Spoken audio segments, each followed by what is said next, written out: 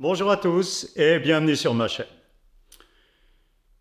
Je voudrais aborder aujourd'hui dans cette vidéo un sujet qui est central dans les politiques sanitaires actuelles.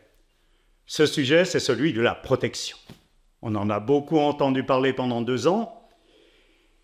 Donc, on va examiner ce point de la protection, voir en quoi cette protection peut être utile, voire indispensable, mais aussi montrer qu'elle peut avoir des conséquences extrêmement nuisibles pour la santé si elle est mal employée ou si elle est employée d'une manière trop systématique. Voilà, c'est ce que je vous propose qu'on examine ensemble.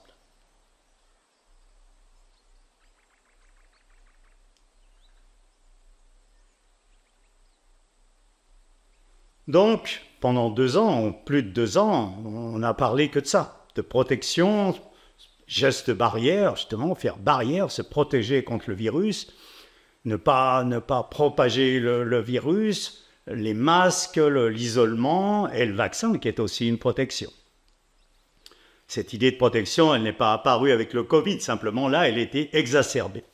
On le connaissait pour la grippe, on connaît aussi les campagnes de dépistage pour le cancer, etc. Alors, bien sûr, cette protection, prenons l'exemple du Covid, elle a sauvé des vies. Hein? Bien sûr, chez des personnes qui étaient fragiles, des personnes à risque, comme on disait. Hein? De la même façon que le vaccin peut sauver des vies pour la grippe, hein? Pour les personnes âgées notamment, même si on va voir que c'est pas les catégories d'âge, c'est quelque chose qui n'est pas si fiable que ça pour déterminer si une personne est à risque ou pas. Alors, avant d'aller plus loin, je voudrais déjà régler le compte avec un certain type de protection qui est systématisé et qui non seulement est inutile, mais qui est nuisible à la santé. C'est la protection ou le traitement des maladies bénignes et des symptômes bénins. Maladies bénignes, le rhume, l'angine, etc., la bronchite, symptômes bénins, la fièvre, etc. Pourquoi ? Ces maladies bénignes, toutes les maladies bénignes, tous les symptômes bénins ont au départ une fonction de rééquilibrage. Ce sont des moyens pour le corps de se rééquilibrer. Je développe cette question en détail dans la vidéo qui s'intitule « Soigner les maladies, oui mais pas toutes ». Si on soigne, souvent avec un remède allopathique, ces maladies bénignes, symptômes bénins, on empêche ce travail de rééquilibrage de se faire correctement et en plus à la longue, on va nuire à notre santé, on va nous rendre beaucoup plus vulnérables. Hein? Je vous renvoie donc à cette vidéo pour plus de détails là-dessus. Voilà. En ce qui concerne les protections contre les virus, mais aussi contre la canicule, mais aussi contre les pollutions, c'est-à-dire des éléments extérieurs qui nous agressent. Donc, personne à risque, personne pas à risque. Protéger par le vaccin contre le Covid, des personnes âgées, dites à risque, et puis contre la canicule, donner des conseils, etc., s'hydrater, rester au frais, etc. Bon. Alors, pour les personnes à risque, ok, hein, effectivement, ça peut sauver la vie, l'organisme est plus capable de faire face tout seul, donc il a besoin d'une aide et d'être un peu protégé. Mais, pour tous les autres, et on s'est rendu compte avec le Covid que ça représentait beaucoup de monde. À la fin, tout le monde l'a eu. Et ça n'a pas été une hécatombe à ce moment-là. Donc, sauf les personnes vraiment à risque, j'allais dire, hein, on verra un peu plus tard comment on peut définir un peu plus précisément ce que c'est qu'une personne à risque. L'âge, c'est qu'un critère parmi bien d'autres, et comme je viens de le dire, pas fiable, loin d'être fiable à 100%. Donc, ok pour les personnes à risque, mais pour les autres, eh bien, c'est nuisible parce que si on aide trop, d'une manière générale, on affaiblit. Et là, en l'occurrence, l'aide, elle n'était pas nécessaire pour les personnes qui n'étaient pas à risque. C'est une loi de la nature. Hein?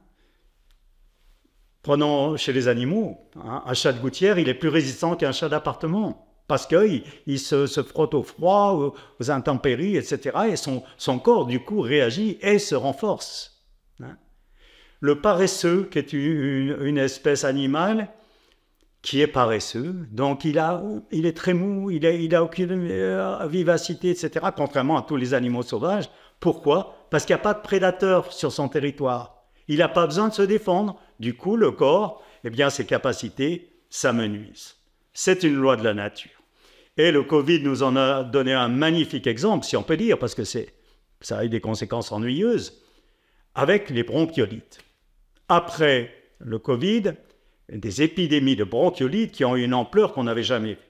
Et les médecins eux-mêmes ont dit, ça s'explique parce que le corps a contracté une dette immunitaire. Ça veut dire qu'il a été surprotégé pendant 1 an ou 2 ans, et du coup, son système immunitaire s'est endormi. Et du coup, épidémie de bronchiolite. Donc, c'est les médecins eux-mêmes qui disent trop de protection affaiblie, ce qui ne les empêchait pas, par ailleurs, de vacciner, de prôner, d'inviter, d'obliger même à la vaccination, gestes barrières, etc. Bon, il y a une petite incohérence, mais enfin, ce n'est pas le sujet du jour. Voilà. Ce qu'ils n'ont pas dit également, c'est que si le système immunitaire a perdu de sa vigueur à la suite de cette surprotection, c'est valable aussi avec le Covid, c'est-à-dire qu'en surprotégeant, eh bien, les organismes devenaient plus vulnérables au Covid, mais ça, personne ne l'a dit. Voilà. Donc, trop de protection affaiblie. Ça, et du coup, protéger quand c'est vraiment nécessaire, mais surtout pas le reste du temps. Alors, quand est-ce que c'est vraiment nécessaire? Quelles sont les personnes à risque? Ah ben c'est l'âge, c'est si on a le diabète, l'obésité, effectivement, les comorbidités, comme on disait, c'est des facteurs aggravants, donc il y a des chances pour que la personne, elle soit plus vulnérable. Mais chez les personnes âgées, il y a de grandes disparités d'une personne à l'autre. J'ai connu une personne de 90 ans qui cicatrisait très vite, je verrai dans 2 minutes que c'est un signe d'un corps réactif. Elle passait les maladies bénignes comme une fleur, etc.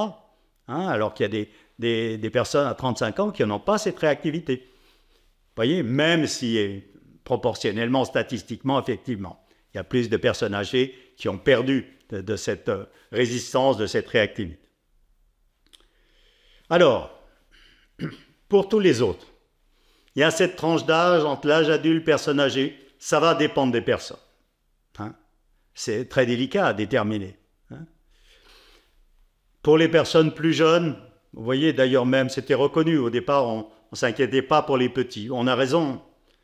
Les petits, ils ont encore un corps très réactif, hein, tout neuf.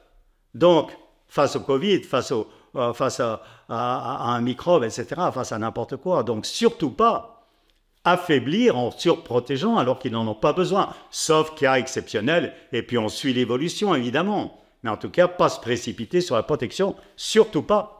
Hein, pour les petits qui... Après, alors, comment déterminer entre les petits qui, globalement, hein, n'ont pas à être protégés, et puis les personnes âgées qui, souvent, ont besoin de l'être, et il y a cet écart d'âge, cet espace entre les deux. Bon, je vais donner, je n'ai pas la réponse, hein, je n'ai pas le critère qui va dire, voilà, vous faites ce test et vous êtes personne à risque, vous faites... Bon, mais quand même, je vais vous donner 2 indications qui sont assez fiables, même fiables, sur le degré de réactivité de votre corps. C'est la vitesse de cicatrisation. Si vous cicatrisez à la vitesse de l'éclair ou assez vite, votre corps est réactif. À mon sens, vous n'avez pas besoin d'être protégé, même contre un Covid. Ce qui n'empêche pas, encore une fois, de suivre l'évolution des symptômes. Et si vos maladies bénignes passent très vite, si votre rhume passe en quelques heures, vous n'avez pas de souci à vous faire. En un jour, pas. Ah, s'il dure un peu plus longtemps, là, méfiez-vous, c'est que votre corps n'est pas réactif. Là, vous avez effectivement peut-être ou sûrement besoin d'une protection. Voilà, un petit indice, mais qui peut être très utile. Donc, c'est délicat, surtout quand c'est un agresseur comme le Covid qui est puissant.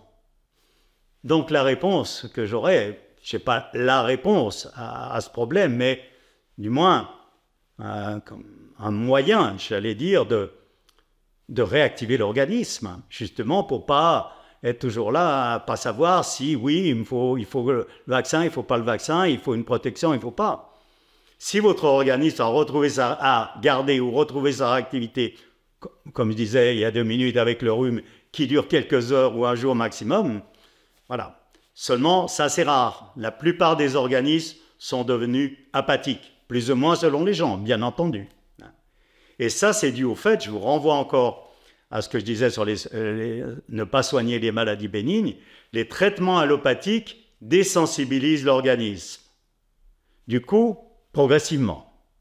Et comme ils sont répétés, eh bien, la désensibilisation va être profonde. C'est ce qui explique que pour la majorité d'entre nous, le corps ait perdu sa réactivité. Je vous renvoie à une autre vidéo sur le sujet qui s'appelle « La vraie maladie, la désensibilisation ». Voilà. Donc, j'allais dire, au bout du compte et surtout au vu de ce qui nous attend, c'est-à-dire réchauffement climatique, il va falloir supporter les chaleurs qu'on nous annonce. Et puis, nouveau virus, apparemment, c'est amené à ça se diversifie, etc.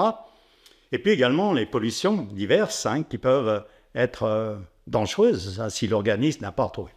Donc, je dirais qu'à court terme, il faut des moyens de défense. Si mon organisme n'est pas capable, il faut un moyen tout de suite. Bon, un vaccin ou autre chose, me protéger. Mais à moyen ou long terme, à mon avis, il y a urgence actuellement de réactiver son organisme. Et si je le dis, c'est que c'est possible. Sinon, je ne me permettrai pas d'en parler. Il y a un moyen, il y en a sûrement d'autres, mais en tout cas un que je connais, que j'ai testé, que j'ai vu à l'œuvre chez d'autres personnes, qui est une pratique corporelle où le corps, stimulé par certains gestes techniques et par un accompagnement, va avoir beaucoup plus de réactivité que d'habitude. Du coup, il va s'employer à remettre en ordre tout ce qui n'est pas en ordre à l'intérieur de lui. Je vous renvoie à la vidéo qui s'intitule « Auto-réajustement, quand le corps répare l'esprit » où j'explique ça en détail. Et du coup, on constate, j'ai pu constater sur moi, d'autres personnes qui ont fait la pratique déjà depuis quelque temps le constatent, effectivement qu'on retrouve cette réactivité. Le Covid, on a pu en faire l'expérience, moi, d'autres personnes qui ont fait ce travail quotidien, qui prend une demi-heure, c'est pas la mer à boire, de remise en ordre, etc. Le Covid, d'après les exemples que je connais, le mien et d'autres que je connais, ça s'est passé en 2-3 jours. Et personnellement, le 3e jour, je retournais faire mon footing.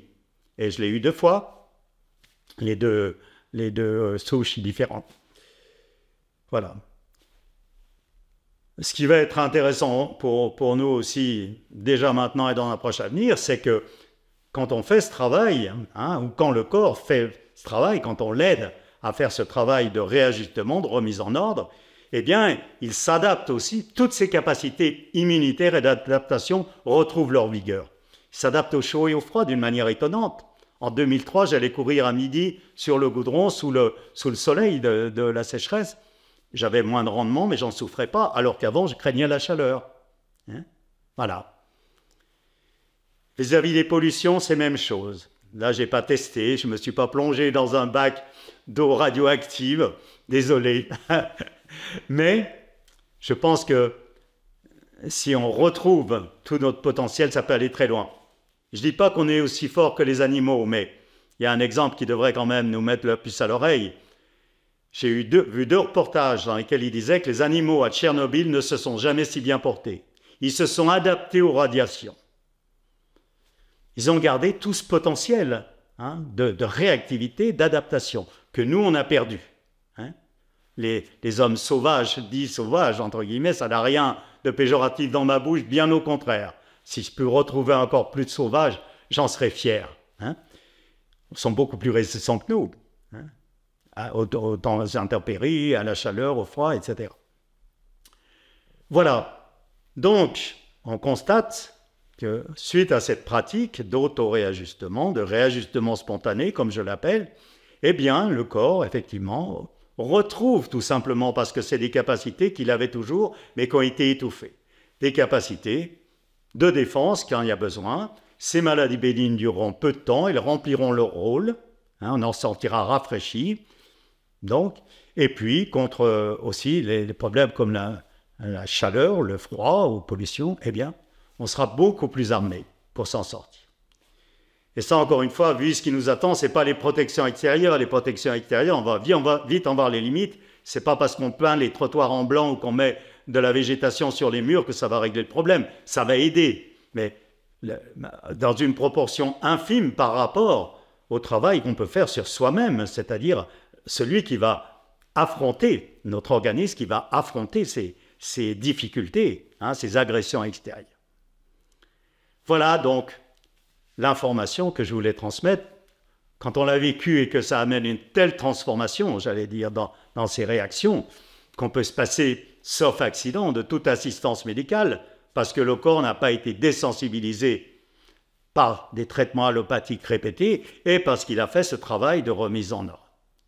Et puis, qu'on voit, voilà, je pense qu'on ne peut pas s'en sortir réellement autrement, sinon ça sera toujours comme ça, de mettre des barrières, mettre des barrières, mettre des barrières, qui rendent la vie impossible et qui ne solutionnent pas le problème. Voilà ce que je voulais vous dire aujourd'hui. J'espère que vous pourrez en tirer profit, que vos enfants pourront en tirer profit surtout, que vous cessiez de les protéger inutilement. Je connais une école dite alternative où les enfants ils vivent comme des sauvages quelque part. Même l'hiver, ils mangent dehors. Il ne s'agit pas d'exagérer non plus. Ils se couvrent s'ils ont envie de se couvrir. Les enfants, ils ne sont pas masochistes. C'est les parents qui ont peur. Il faut te couvrir, tu vas prendre froid. L'enfant, s'il a froid, il n'a pas envie de se faire de mal. Enfin, voilà.